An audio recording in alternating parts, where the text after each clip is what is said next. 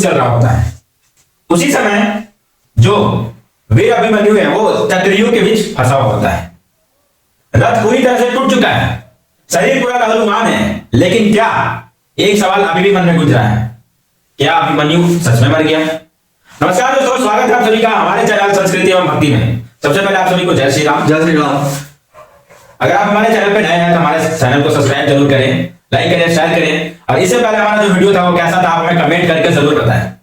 आज की इस वीडियो में हम लोग जानेंगे महाभारत के बारे में। आपने जैसा अभी इंट्रो से समझ लिया कि आज इस वीडियो में आखिर क्या बात होने वाला है, तो चलिए आगे की सच्चाई जानते हैं कि उस युद्ध में हुआ क्या, अभिमन्यु के साथ क्या हुआ, इस स्टोरी से जानते हैं। तो चलिए बिना देरी किए इस स्टोरी से समझते हैं। तो सबसे पहले अभिमन्यु की मृत्यु से जुड़े कुछ सवाल प्रश्न मन में उठते हैं।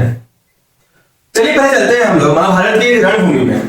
हम लोग सोचते हैं उस समय महाभारत के समय का अर्जुन का पुत्र जो अभिमन्यु था वो चक्रव्यूह तोड़ते हुए शत्रु के जाल में खुद और स्वयं फंस जाता है।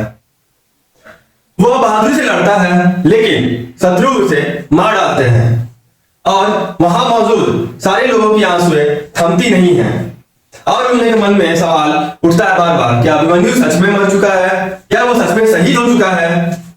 तो यहीं पर श्री कृष्ण आते हैं और बताते हैं कि अभिमन्यु मरा नहीं है, उसका सिर्फ शरीर नष्ट हुआ है। श्री कृष्ण कहते हैं जो जन्म लेता है वह कभी ना कभी मृत्यु के पल्ले पड़ता ही है, मृत्यु से मिलती ही है, लेकिन उसकी आत्मा कभी नहीं मरती।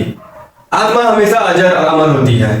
तो अभिमन्यु भी, उसका सिर्फ शरीर नष्ट हुआ है, आत्मा उसका अभी भी जीवित है। तो ये इस भाग से हमें क्या सीख पहले मिली? पहला भाग से हमें क्या सीख मिला? श्री कृष्ण हमें क्या बताना चाहे? श्री कृष्ण हमें यह बताना चाहे कि कोई इंसान मरता नहीं है, उसका सिर्फ शरीर नष्ट होता है, उसकी आत्मा हमेशा जीवित होती है। शरीर उसका कमजोर पड़ता है, टूटता है, बूढ़ा होता है, कमजोर होता है, हर चीज होता है, लास्ट में जाके वह मृत घोषित हो जाता है, लेकिन उसकी आत्मा ना कभी कमजोर होती है ना कभी टूटती है, वो हमेशा अमर रहती है। वो आज नहीं तो कल दूसरे के शरीर में जाकर प्रवेश होकर दूसरे मनुष्य में जन्म जरूर लेती है। इसके बाद एक और कहानी के माध्यम से हम लोग जानेंगे कि इसके बाद आखिर होता क्या है।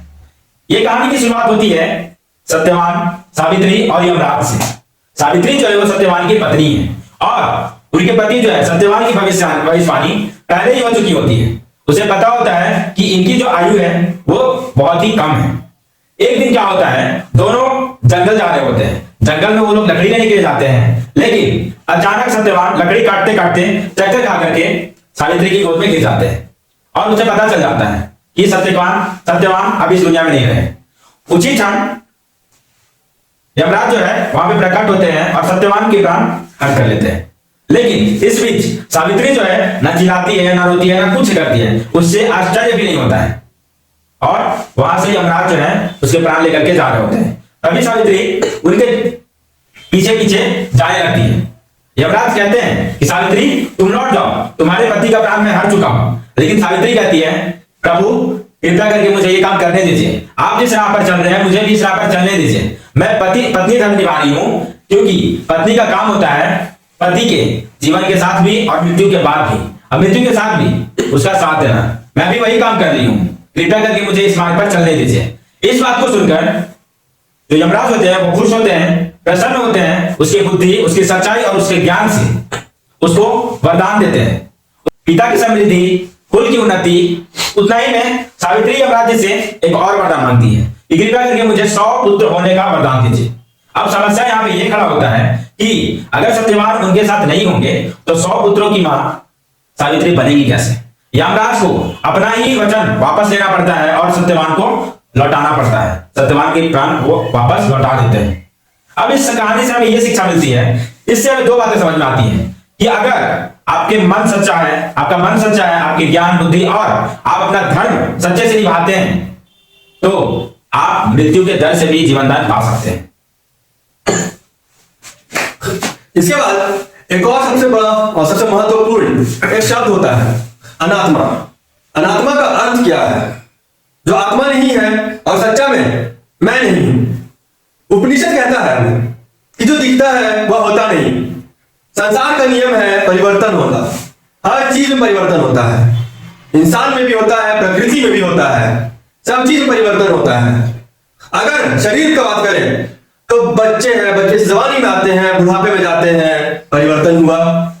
फिर बात करें अपनी बुद्धि की, जो बात आज हमें गलत लग रहा है, कल जाकर वही बात हमें सही भी लगता है।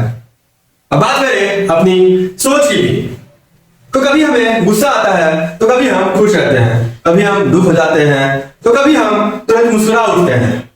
ये सब क्या है? परिवर्तन है। इसी में उपनिषद हमें कहता है, हमें बताता है उपनिषद कि संसार का नियम है परिवर्तन। हर चीज में परिवर्तन है, हर एक चीज में जो प्रकृति के द्वारा दिया हुआ है वो हर एक चीज में परिवर्तित होता है, होते रहता है। यही आता है आत्मा और शरीर के साथ भी। आत्मा कभी मरती नहीं और शरीर सिर्फ नष्ट होता है। आत्मा शरीर से बदलती है, इंसान नहीं मरता, उसका सिर्फ शरीर मरता है। इसीलिए आज भी सत्यवान अमर है और युधिष्ठिर भी अमर है।